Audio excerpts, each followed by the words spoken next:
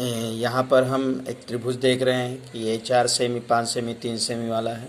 इसकी परिमिति अगर हमें ज्ञात करना है तो सूत्र होता है त्रिभुज की परिमिति बराबर तीनों भुजाओं की माप का योग। यानी इस त्रिभुज की परिमिति ज्ञात करना है तो 4 semi plus 5 semi plus 3 semi, यानी तीनों भुजाओं को जोड़ दीजिए। फिर यहाँ लिखिए 12 सेमी।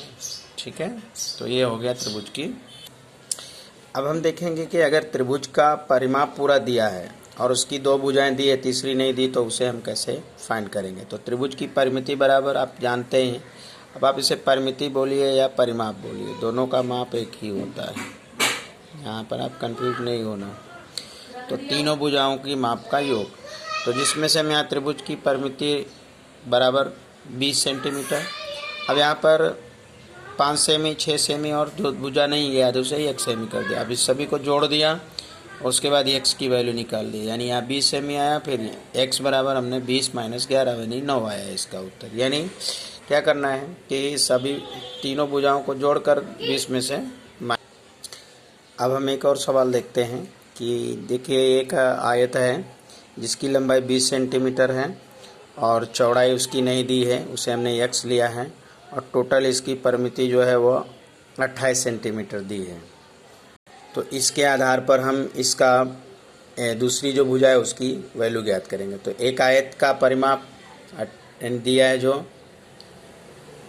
28 सेंटीमीटर तथा उसकी लंबाई 10 सेमी है, तो उसका दूसरी भुजा की लंबाई या चौड़ाई कितनी होगी।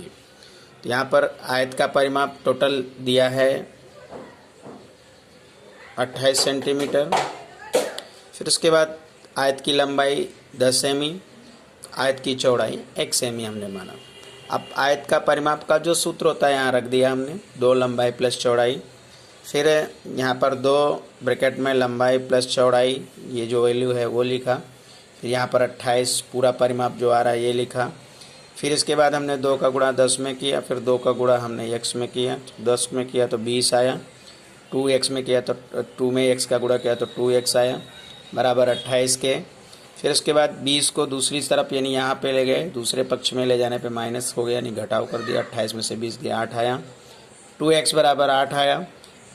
फिर x बराबर 8/2 यानी ये जो 2 है यहाँ गुणा में है, इधर दूसरे पक्ष में आने पे भाग हो गया। अब इन दोनों को भाग किया तो 2 1 कम 2, 2 चौके 8, तो इसकी x की वैल्यू आई 4। यानी जो दूसरी भुजा है उसकी लंबाई हम ज्ञात कर लिए। इस तरह से हम जो भी सवाल आए कि परिमाप दिया हो, एक लंबाई दिया हो, दूसरी चौड़ाई, यानी कोई एक भुजा दी हो, चाहे लंबाई दी हो या चौड़ाई दी हो, कोई एक ही दी गई हो, तो उस तरह से हम उसका परिमाप या क्षेत्रफल निकाल सकते हैं। इसी तरह से हम वर्ग का भी परिमाप और क्षेत्रफल निकाल सकते हैं, जिसमें अगर उसकी परिमाप यानी वर्ग का परिमाप दिया हो और उसका एक भुजा ज्ञात करना हो तो हम उसे भी निकाल सकते हैं। तो इसे आइए हम उदाहरण द्वारा, तो अभी हमने बताया था, तो हम कैसे ज्ञात करेंगे। यानी मान लीजिए कि भुजा उसकी x है और तो उसका परिमाप टोटल 20 है, तो यहाँ वर्ग का परिमाप का सूत्र क्या होता है वो रख देंगे। तो वर्ग का कि मान लीजिए यहाँ वर्ग का परिमाप 20 है, वर्ग की एक भुजा 4 वर्ग की एक भुजा मान लीजिए यहाँ पर x है, ठीक है, यानी इसे नहीं लिखेंगे, x है तो वर्ग की भुजा x है मैंने माना। तो वर्ग की भुजा वर्ग का परिमाप सूत्र क्या होता है, वर्ग की भुजा वर्ग का परिमाप का सूत्र 4 गुणे भुजा। तो यहाँ पर हम वर्ग के परिमाप का सूत्र रखेंगे और टोटल भुजा की लंबाई यहाँ पे 20 रखेंगे। तो अब फिर वर्ग का परिमाप बराबर 4 गुणे भुजा, यानी टोटल हमें परिमाप तो पता है इसलिए परिमाप इधर रखे। अब ये जो 4 है उसको हम इस साइड ले जाएंगे तो हो जाएगा 20/4।